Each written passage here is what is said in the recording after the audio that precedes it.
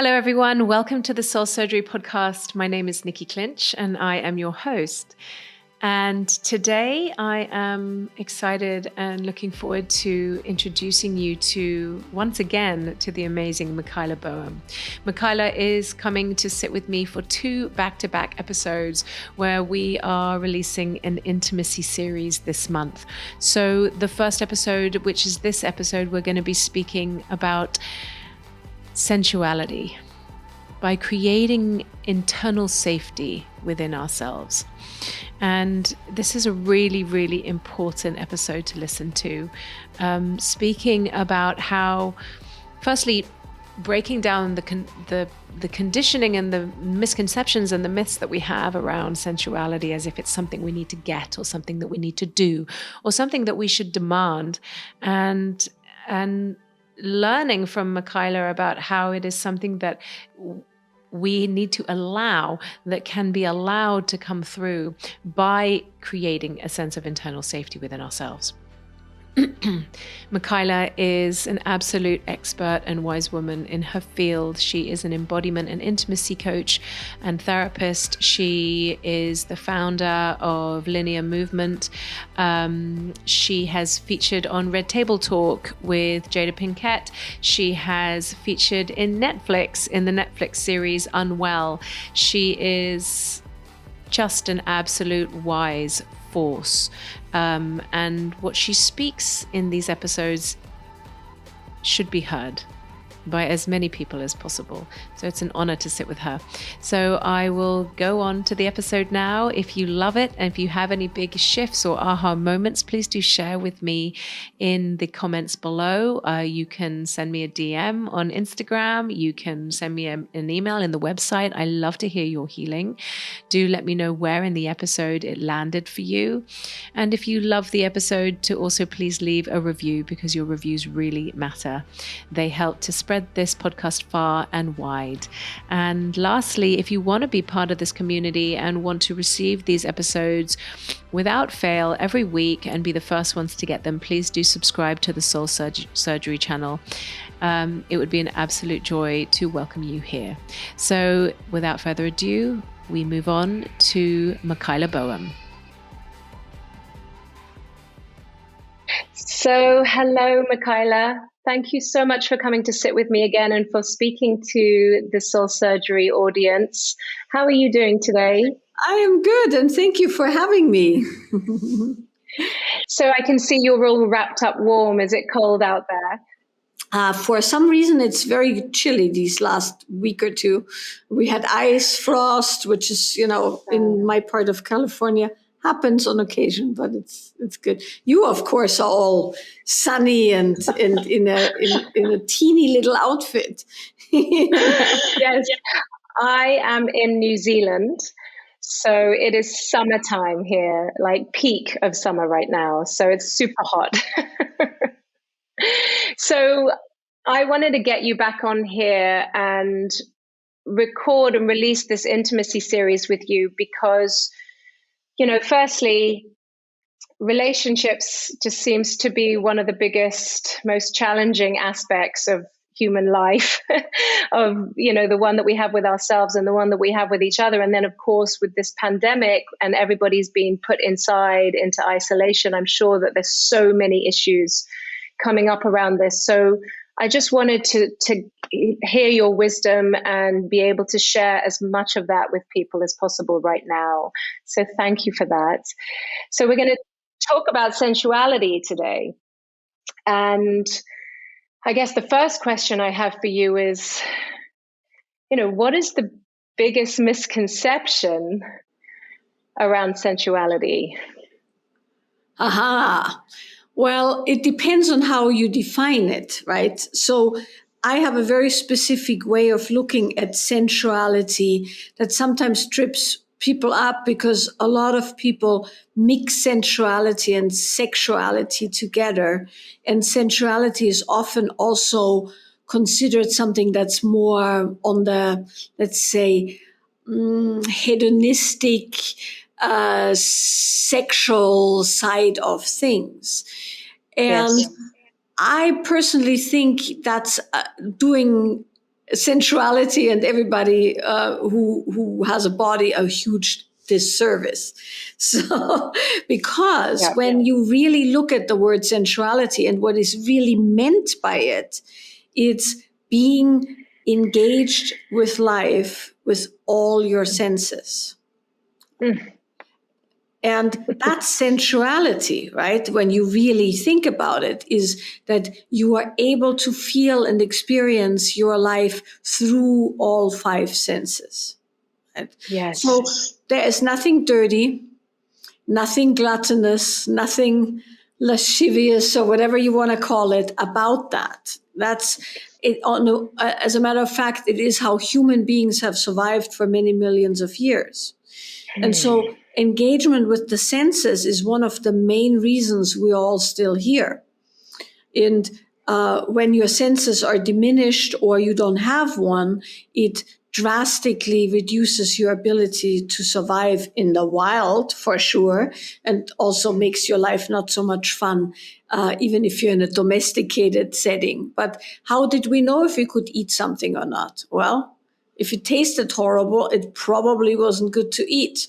Same with smell. If you smelled a piece of meat and it's rotten, you will know, right? Touching things that are harmful, you can tell if something's too hot or too cold or too prickly or things like that. But also touching things that are very pleasant makes for an engagement that then creates engagement in life or with that person or that situation. So not hearing can be very dangerous, right? Not seeing can be very dangerous. So in all of those, in all the senses, there's some real survival on one end, and then there's some real amplifying of experience on the other end. And so between the survival aspect and the full amplification of the sensual experience, there's a vast band of experience, right, that we can be with or not be with.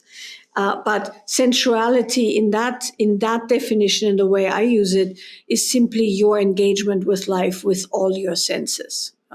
And then within that, you can choose, how you want to play with that. Yes. And that's why I wanted to speak to you, because, I can see from your teachings that that's where you're coming from. And, what I see right now is sex has become a hot topic, or sensuality has become a hot topic. It's literally sexy. And what I'm seeing more, though, that kind of makes me very uncomfortable is that it's coming from this other place of almost performance, or something that we need to do, or something that we need to get. And when I listen to your teachings, it's actually such an intimate relationship that we have with life internally, inside of ourselves and externally. So when you said what you wanted to speak about, and we were talking about sensuality, you said creating an internal safety for softness. And when I heard that was how you wanted to speak about it, I just related so much. The safer I feel in myself, the more alive I get to become, or I get to engage with life. So what is it about non-safety, feelings of non-safety, that happens in the body that blocks this sensuality? Well, before we talk about what blocks it, let's just talk a little bit more about why sensuality leads to also sexuality, right? But not only. But so essentially, the more we can perceive, the more exalted our experience, right? Or let's say exaggerated our experience or amplified our experiences. So this is true, of course, for everything that we can experience, not only the good stuff. So when you become sensitive to what's actually happening within you and around you, you become sensitive not only to, the luscious feeling of fur under your hand when you, stroke a little puppy. You also become very sensitive to not so pleasant sensations, both by, on your external as well as your internal. And so, when we engage with the senses and when we engage with our body, because embodiment and sensuality are intricately connected. They're one and the same essentially, because in embodiment, what we're looking at is listening to the messages our five senses and our internal landscape sends us, right? And so then when we engage with our senses, everything shows up. So, so there's an internal sense of having to reconcile that with all the really good also comes to all the really not so good, right? I don't want to say bad, but there are certain things we like to feel more than others. So there's that, and there's a very specific, I don't know what the word would be, internal contract you have to make with yourself when you become embodied and sensually alive. And that is not so fun stuff will show up as well. But of course, within the context of that, you know that these things are very fluid and they come and go quickly if you engage fully, because nothing gets stuck. So when we then talk about safety, internal safety would be knowing that we can handle what we feel, and also knowing that we can, as grown adults now, right, regardless of our trauma patterns, I'll get to trauma in a moment, we are capable of managing what we feel and what comes at us. And sometimes that means we'll have to get help, right? We'll have to find a therapist or a body worker or, a specialized treatment for whatever shows up. But there's a certain kind of knowing that we can and we will handle things because we are now able to, self-sufficient, responsible adults, making decisions and choosing well for ourselves, right? So there's that aspect. So that's mostly an understanding that we have safety now. Now there's people who still don't have safety, and then that's a whole different issue, right? Then the issue is finding a place where there is safety. But if we are able to be self-responsible, and if we have enough insight in what we're doing, we can give ourselves internal safety, as in the support we need so we can actually deal with sensations and feelings. So that's the one aspect of safety. The other aspect of safety, of course, is external, both actual safety and perception around who we are, right? And so now actual safety, that's fairly easy to address. Don't engage sensually or sexually in an environment where that's not safe, right? I mean, there's nothing else that can be said about that. I acknowledge that that's a learning in itself, but that's a learning that any human being can engage with the help of others, help of therapists, help of support groups, whatever, right? Or the help of law enforcement if need be, right? So in an extreme case, if you have to get safe, you have to get safe before you even engage. But then there's, of course, also societal safety, where you're perceived a certain way, or where certain judgments are placed on you, or where people want you to be a certain way. And that could be you get looked at funny for being sensually engaged, but also it could be that you looked at funny for not letting it all hang out, so to speak, right? Yes. So those are realms of safety. And of course, the easiest and really the only one we can attend is internal safety where we give ourselves permission to experiment within a safe environment, and we create a safe environment for ourselves to explore our body and our, sensual engagement. Yes. Would you say that the moment that we have that ability to have that trust in our internal self, to be able to trust that we can handle our internal world, to feel safe with our internal world, would you say that the moment that we really have that, that already opens up so much more possibility to make the choices to create an external safe environment, if we have those choices? But it begins with that trust that we can even go, okay, I trust me, so now I can make the choices out here.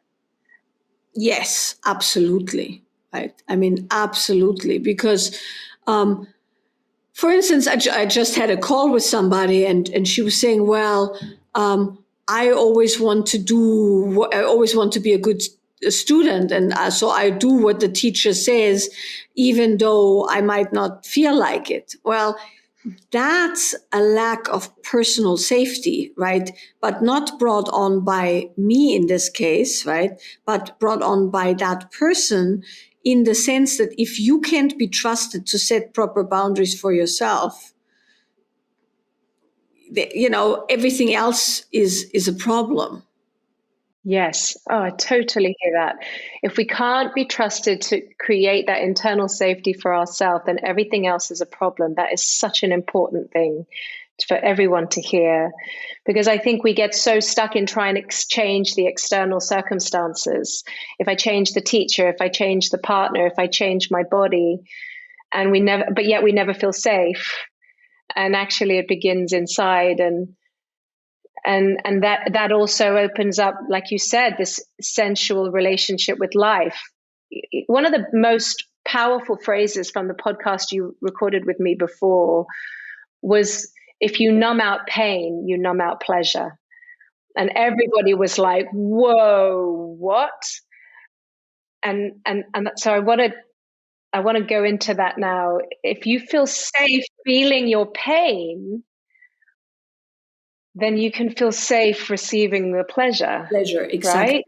And they're one and the same. Strong sensation is strong sensation. So if you're not able to feel strong anger, right, within yourself, you also can't feel strong pleasure. And Yes. so that's how it goes, that you essentially have to know that you can only go as high, as you can go low, so to speak, right? There's an amplification that has to happen both ways. And that's super important.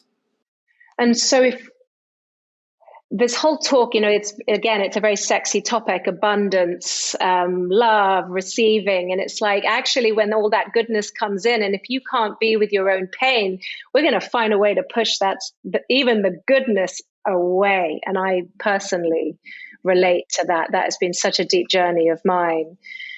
So if we really want to be able to even feel safe receiving the goodness, we have to be safe feeling all of it.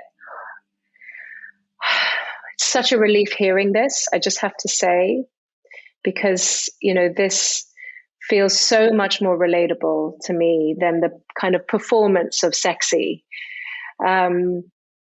So you just touched on sensuality isn't necessarily sexuality. So where does sensuality and sexuality meet? Well, so if we assume that we can use all our senses to the fullest, right, which is a practice all in itself. I'll tell you I did like a whole course called Awakening the Pleasure Body, and I kind of had to go through all the different steps so that I could make a cohesive course. And so the sensual step comes long before the sexual step. right?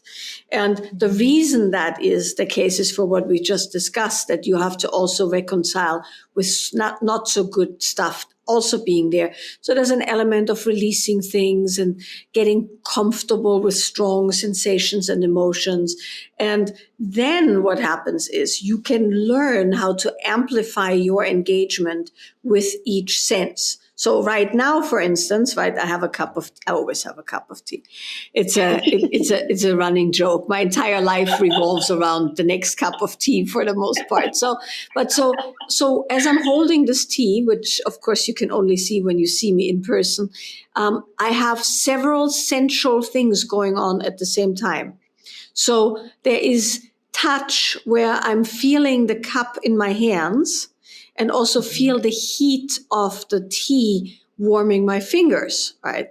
So there's a textural element and a temperature element. I can also smell the tea if I go like that, right? And then when I smell the tea, if I take that moment and I smell the tea, then the tea opens my body. Right, so you can when you smell something that you enjoy, there's like it's almost like an unfolding, right? Then there's of course the taste, which also produces an unfolding. There isn't that much sound involved unless I make large slurping motions sounds, right?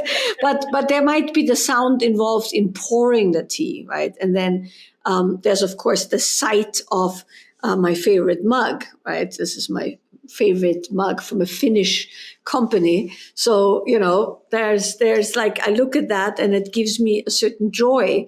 And within that certain joy, there is, as with sight, always in the sensory engagement, there's multiple layers.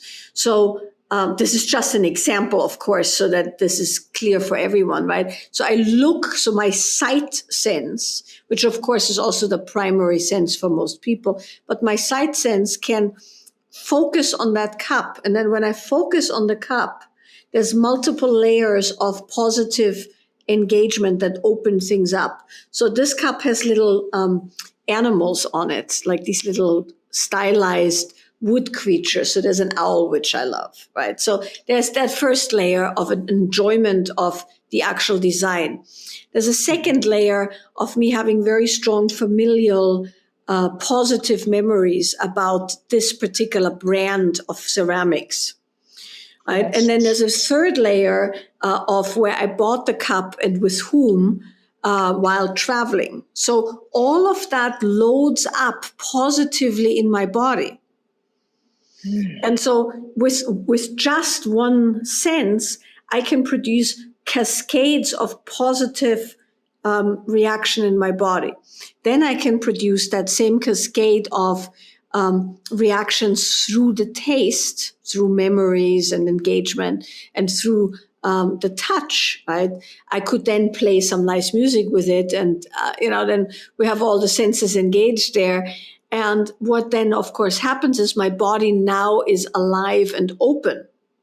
Now, that aliveness and openness is, of course, the prerequisite for sexual engagement, yes, for actual sexual engagement, where you're not just turning on the biggest vibrator you can find and hope that it produces some sensation. That's 10 steps outside of sensitizing, right? That's desensitizing in a certain way, or trying to sensitize when you are very sensitized. So you can boil it down to your body being already so pleasurably alive with these multiple layers of positive associations that if now somebody would touch me, my entire body would kind of ripple with the pleasure of the touch because I'm already so sensitized. Yes. And that's where sexual and sensual lead into each other, because when you train for sensual engagement in normal, everyday, almost mundane moments, and also in kind of more ritual moments where you have a bath, for instance, right? Or you sit down and you massage your body while you have a candle on and some music, whatever. So you can go very ritual with sensual engagement, but also very mundane. We're doing a podcast, right? I'm in front of a computer. in front of a ring light that's, very bright and whatever. And I can still have that. And that will carry on throughout my day. So at the end of the day, when I do want to sensually or sexually engage, I'm not numb. I'm not shut down. I'm not having to dig very, very deep down for any kind of sensation. So to me, sensual pleasure is the prerequisite for sexual pleasure, and it's an amplifier of sexual pleasure. I just think that is so beautiful because it's not dramatic, it's intimate. It's very intimate, and it isn't dramatic. And sometimes people complain that it's not fancy or all bells and whistles. Well, we've been so conditioned by things like porn and, toxic ideas of how this should be. And what you're speaking about is like the opposite. It's this intimate presence of just being with your tea. Like even as you were speaking about it, I felt my body opening up. And it's just so personal as well. It's pleasurable inside yourself, just in the present. I've been practicing something lately. My husband and I are 10 years apart in age, and we're in very different spaces when it comes to our sexual energy and our sensuality. And one thing that I've been practicing is walking through nature and intimately connecting in the present with nature. And I'm noticing how pleasurable it is. It's medicinal for my sensuality. I can't believe how nourishing it is.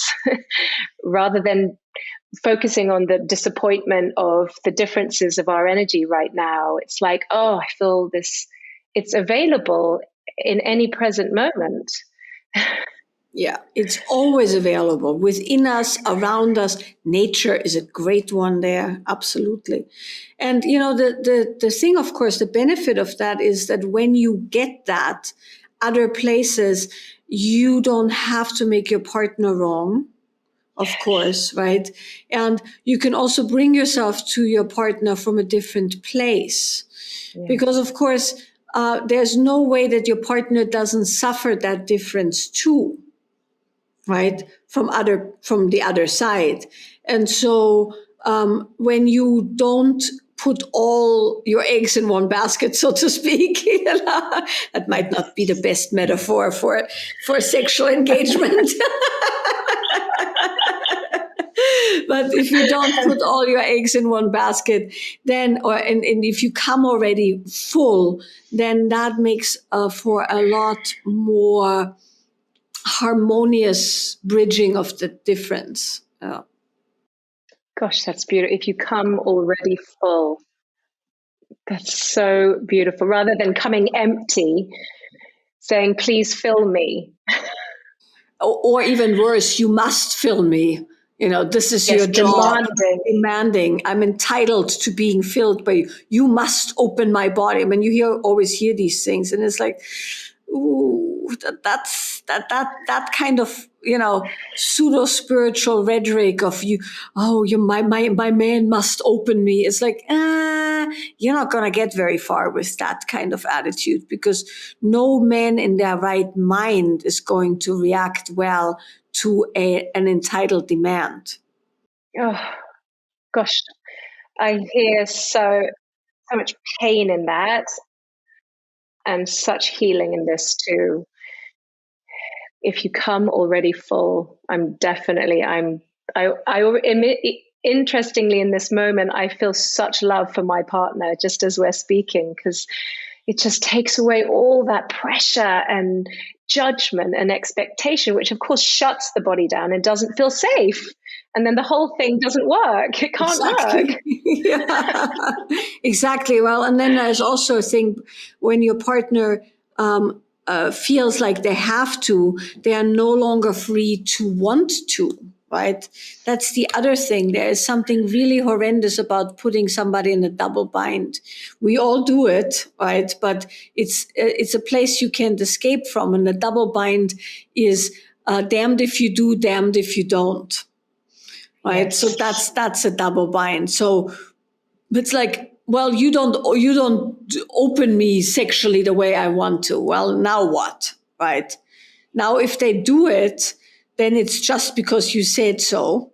And if they can't do it or don't want to do it, then they're just horrible monsters, right? So it doesn't leave somebody a place of self-determination where they can say, yeah, I'm not really feeling it right now. I'm too stressed, or my hormones are down, or whatever, right? This goes the other way around too. Sometimes women after childbirth or so just not feeling that sexy.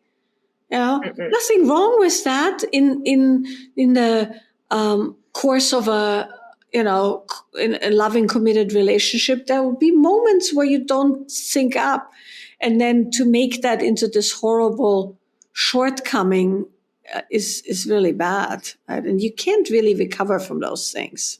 Well, Yes. once they've And happened. that of course then just creates this toxic cycle based on both your trauma patterns, and then there's no healing there, there's no abundance there. So I have a question. In a pandemic, with all this, there's so much anger, there's so much fear, there's so much heightened, there's survival, there's threat to health, our lives. Is it possible to be creating this internal safety right now? And how can one person in their own home begin this practice? Well, thankfully, these practices of connecting with your senses don't need a partner, right? And thankfully, connecting with nature doesn't need a partner, and connecting with nature does not necessarily mean you have to have access to a lot of nature. Which not everybody has in an urban environment. You can still connect with nature by picking up a fruit at a grocery store.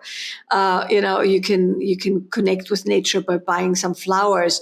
I mean, there's all kinds of creative ways of even connecting with nature. If you're, if you can have a shower, you're connecting with nature, so to speak, via the water, if you view it that way, right? And so, or a bath or something like that, right? You can have nature in your own bathroom right then and there. So that's the good news, right? The bad news, of course, as you were saying, is a lot of us are very isolated, and in parts of the world, it's not getting any better. Where you are, you're in a much better position as some other places are, and so it's very difficult. And there's internal and external forces to reckon with. Right. So let's see how I can say this. So there's habit forces that make us suffer. And then there's the actual suffering or the actual consideration of what the body needs, right? So a habit force that makes us suffer, so to speak, is if you are used to getting your validation and also your sensual and sexual input from outside, then you're going to have a bit of a hard time if you can't get it that way, right? I still know people, they go and date even though they put their lives and the lives of those they love in danger, right? Because they have such strong habit force around having to engage that way that they risk substantial, damage for people, not only themselves but people involved. So that's a habit force that in itself might need a bit of examination, because there's a difference between wanting to date and wanting to have sex and wanting to have a good time and wanting to meet with friends. That's completely normal, right? But then if you have to do it, regardless of the consequences, you are essentially in the realm of addiction. Yes. That's a very rough thing to say, and I know a lot of people will get upset about that. But the very definition of addiction is that you do engage in behavior that is actively detrimental for you. Oh. Yes.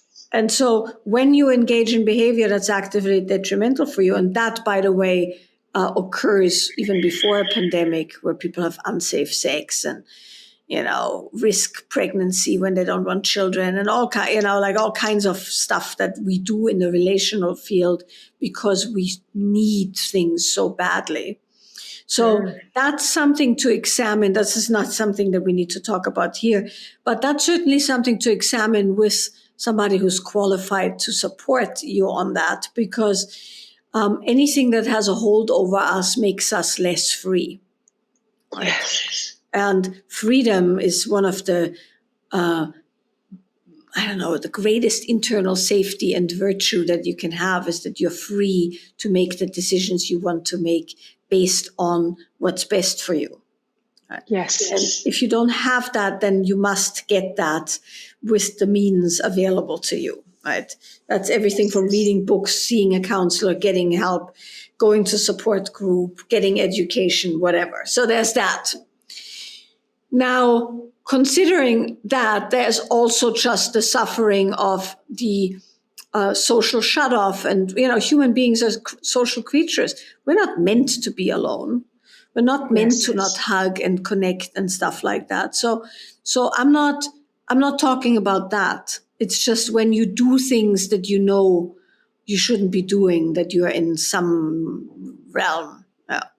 But so now, in the realm of the actual suffering of being a human creature that wants contact and touch and connection and sexual excitement and flirting and all of that, that's real. So can you continue speaking about how habit forces are showing themselves and people may be acting out during these times, I guess because they're in pain, that could be blocking the possibility of internal safety? Well, I think I want to also, because when we started on this topic, we kind of looked at what people are doing to act out. I want to also say that internal safety, of course, is relative. Right. And I think it's very important to understand that what one person feels is internal safety is not somebody else's internal safety. Right. And our idea of what feels good depends largely on our programming from childhood and growing up, and also our first relational experiences. So while some people need kind of an actual safety, meaning they need to feel like they have trust and rest and things of that nature so that they feel safe, for other people, it's the exact opposite. They thrive on the drama and the chaos, and they don't actually feel okay and at home unless there is some, upwelling of something going on. So when we talk about internal safety, we could also first examine what is it that's our home base, right? Is our home base, just from a programming standpoint, a certain kind of chaos, instability, volatility, danger, things of that nature, right? And now that we're grown up, we want stability and safety and trust, but some part of us is still craving that kind of chaos as a means of feeling at home, right? So that really, really influences the behavior during, let's say, in a pandemic, where there's, for the lack of a better sense, external instability and chaos, right? And so sometimes when external instability and chaos happens, if internally we crave that, it actually can straighten something out in a certain way internally, right? Because there's so much happening out there that somehow the being has to straighten out to kind of make sense of it. For other people, their internal chaos and their internal programmings of, just unsafety, and the external kind of potentiate themselves, and they have a really, really, really hard time. And then, of course, there's people who are internally fairly ordered, let's say, from a programming standpoint. We all have stuff. Nobody doesn't have stuff, right? But it depends on what you have. And then there's the external instability. And that's, that's the best case scenario, that it's internally stable, but externally unstable. But there could be externally unstable, internally unstable. There could be externally unstable and internally craving unstableness, but that creating a sense of belonging or equilibrium, right? So all of those are real, actual things that people are dealing with. And we were talking before we got started on people needing a lot of work and a lot of counseling and a lot of attention. And that is one of the reasons, when it's externally unstable for as long as it's been, work on oneself or repairing certain structures within ourselves isn't an optional luxury. It's actually needed and really, really important. So that all said, some people are still trying to stabilize by doing the habits and the behaviors that have stabilized them beforehand. And that can be from very useful, if it's good habits and good habit forces, to incredibly destructive, if it's under the best of circumstances, questionable habit forces, right? And so that's kind of where we left it off. When we got interrupted, was some people, they just know how to cope by filling themselves with certain situations. And this could be shopping or eating. It could be dating. It could be a certain kind of sex.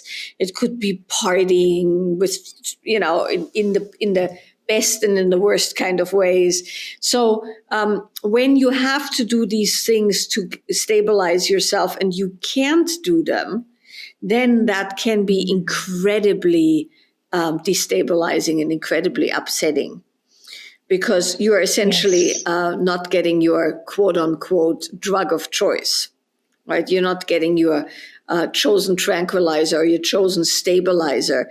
And that's a very rough one, right, to work with. Yes, but then I also hear that that's the gateway to healing, like being in an ideal world. It's kind of like the rock bottom.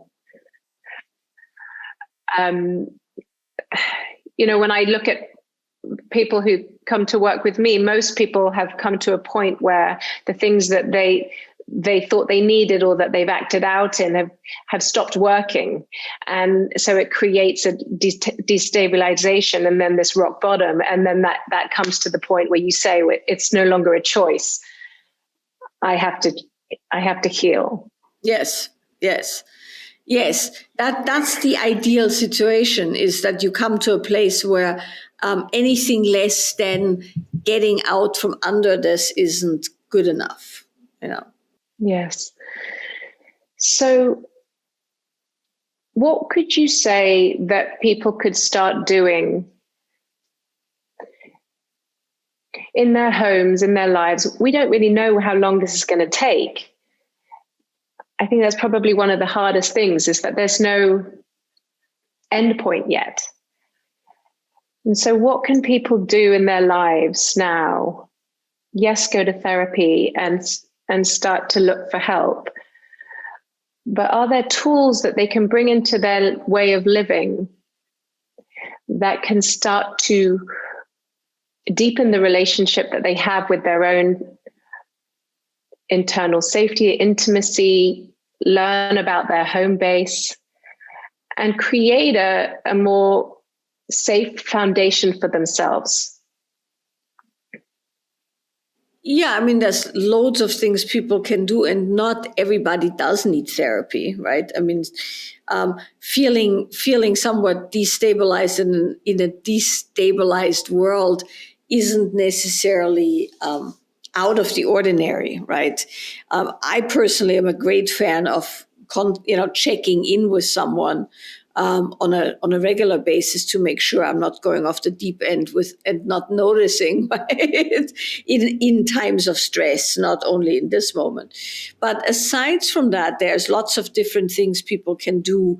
And one of the nice things about a situation like right now, where we are in this marathon, is essentially that the habits that we're creating now can become lifelong positive go-to aspects of our lives, right? Because right now most people have a little bit more time to actually find what works for them and also do those things a bit more, and that's going to be useful for many years to come, so to speak. So there's a few general realms that one can engage with, right? And they're not necessarily in any particular order, meaning it's not like one is more important than the other. I think it's good to pick at least one out of each category as a mainstay. So the first one would be embodiment. And what I mean by embodiment is the connection to the messages of the body. That's not the same as doing a heavy yoga class or running up a hill, right? Even though that can be very embodying. What I'm talking about is sensitizing to the messages the body always sends. And those are physical messages as far as well-being or the lack thereof. They are emotional messages around, the arising and passing, hopefully passing of emotional states. And that's also an awareness of how the body and the emotion influences the mind.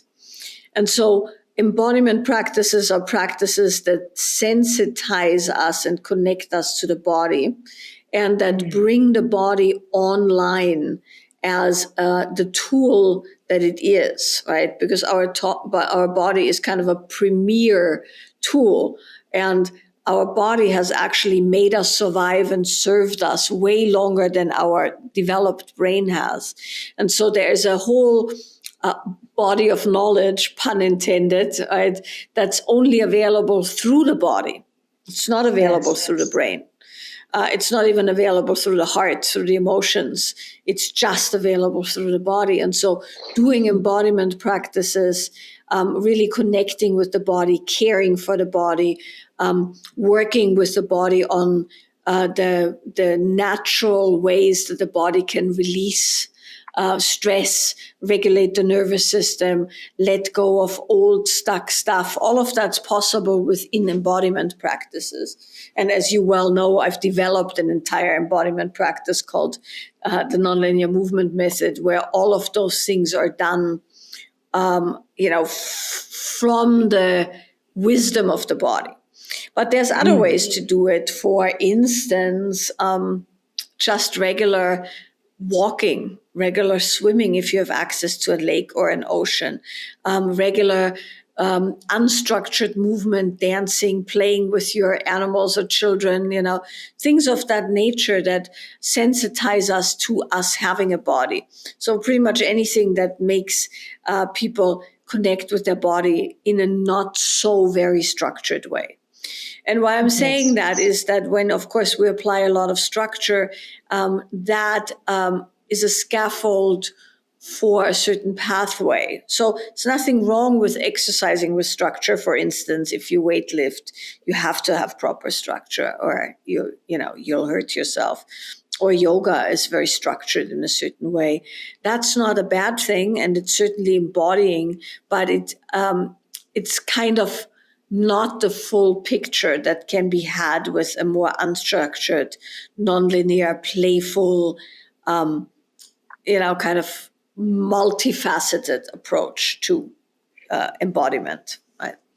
So within embodiment, we could make a few subcategories, or we can talk about them separately as well. I kind of have them as subcategories simply because they're all affecting mind, body the same way. But so meditation would be in there as well, even though that has a bit more structured. It's a very sensitizing and embodying practice if you do it properly.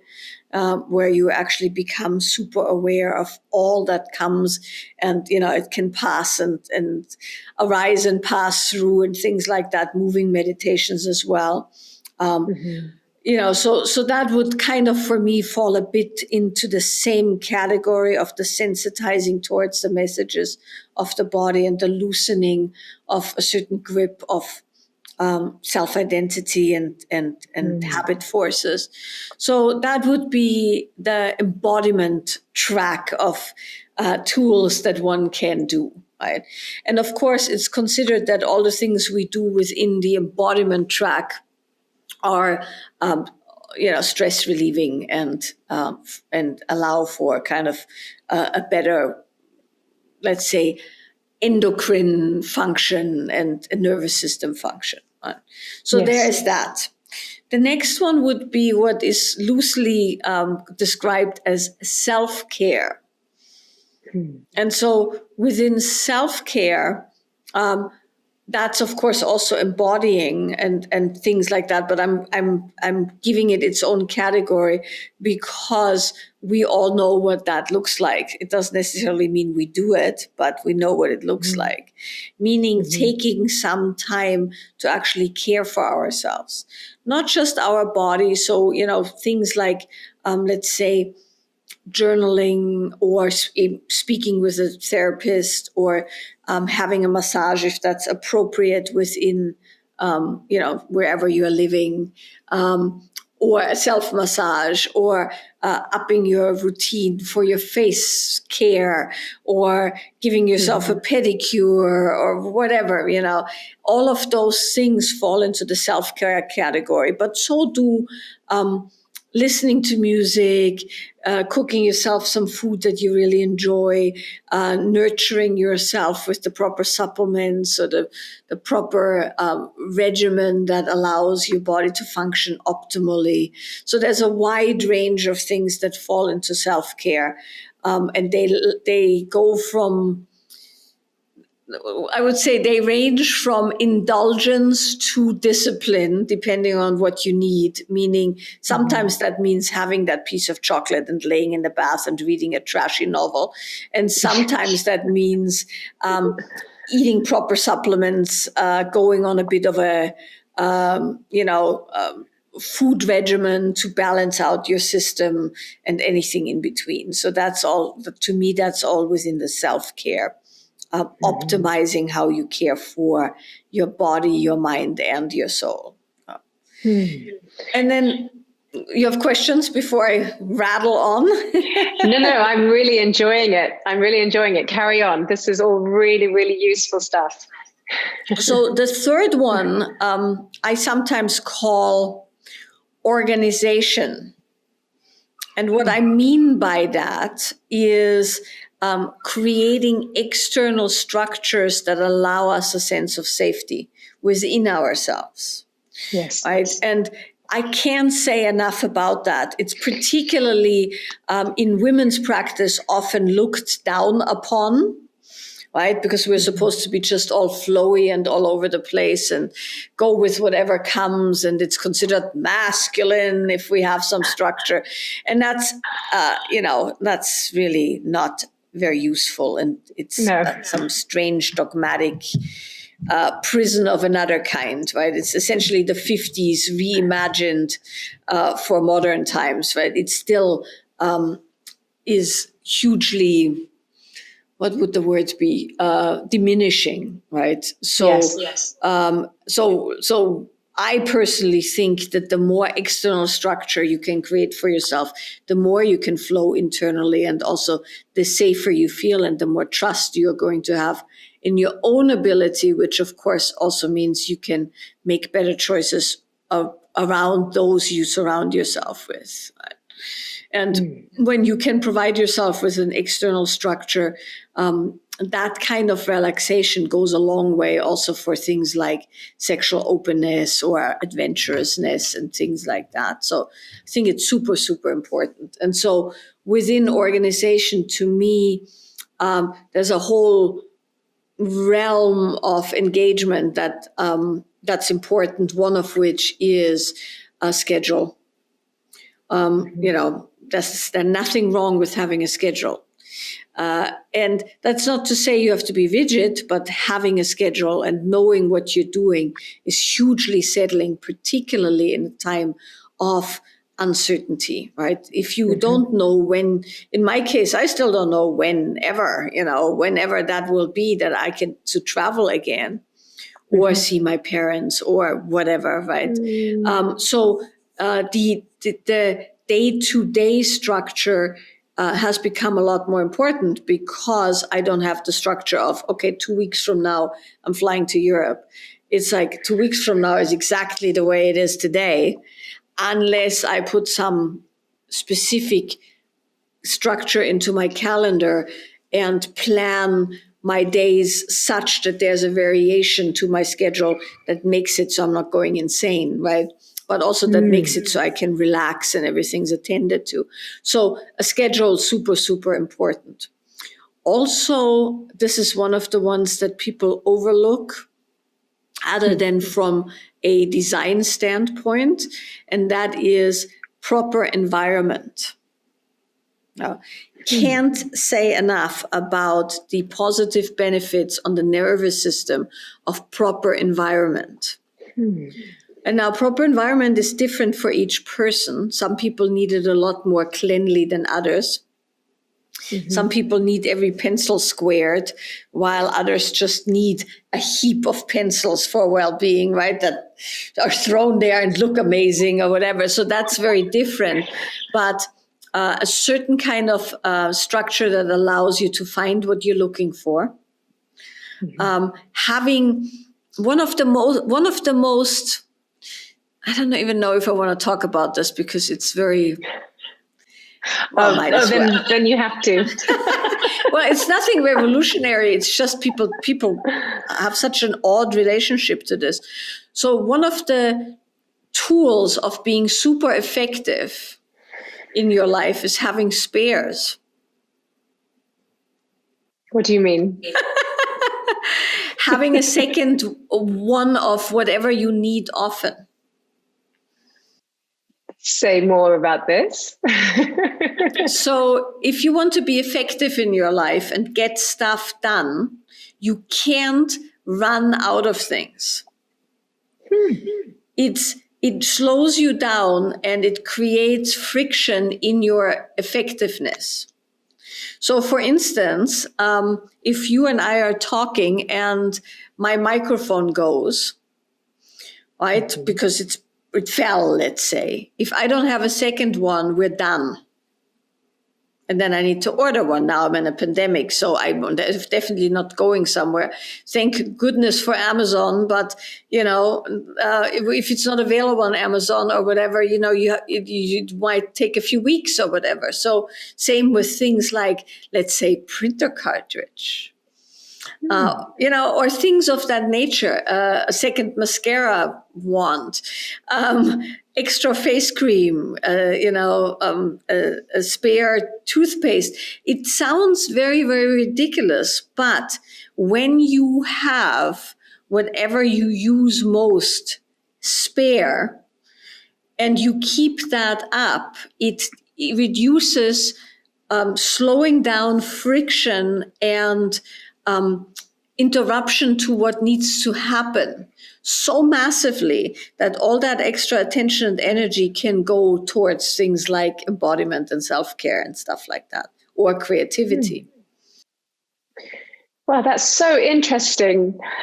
I've never heard that before, but as you were speaking it, my whole body just relaxed and also it takes a certain amount of self-care to know what those things are. It's like, I can imagine that that's a habit in itself to always run out of things, which keeps you in that fight or flight mode. So actually to know that I always need soy milk in the fridge to make my favorite cup of tea. Things like that. You have to know yourself to be able to know what those spares are. Yes. And that in itself is an incredibly interesting process. And then how do you work with that? And how do you, and it sounds very, very the reason I was hesitating on talking about it is that, of course, it doesn't sound like it's that related to your spiritual pursuits or your emotional, relational pursuits, but it is incredibly related to that, because when you look at what makes you, let's say, like we were saying, internal safety, allows you to open relationally and sexually, allows you to open to nature, and so on and so on.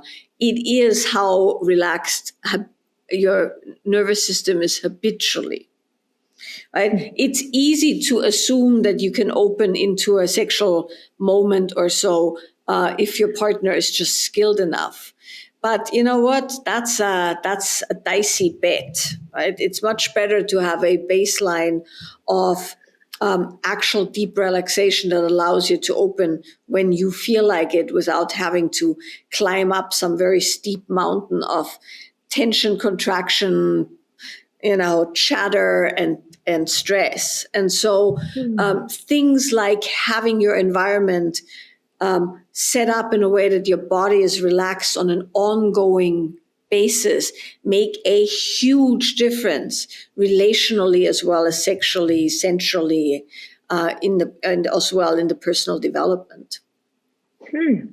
And that comes back to what you were saying earlier about coming to our partners, or coming to sensuality, or coming to our partners already full rather than empty. So when we're already in an abundance, then we relaxed, we can receive. Yeah.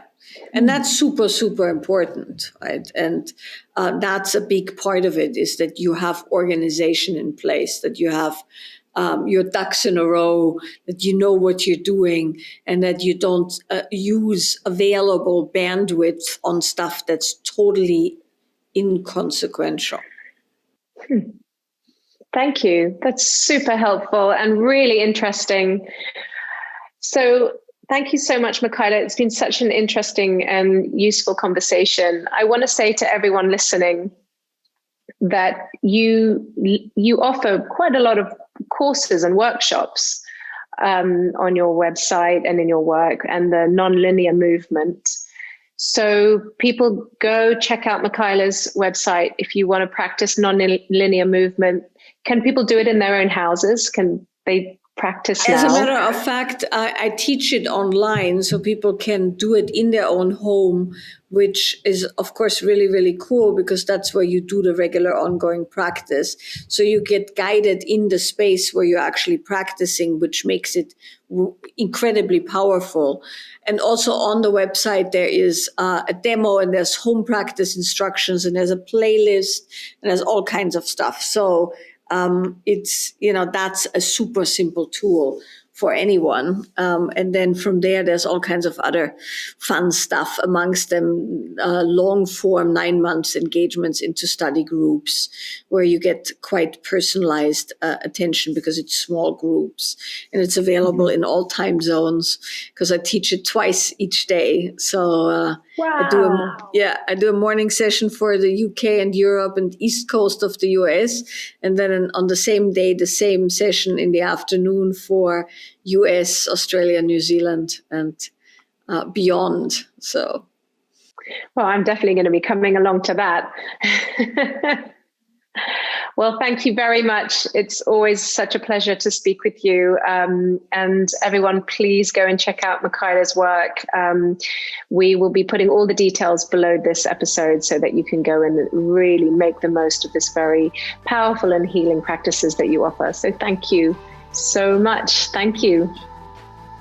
Thank you.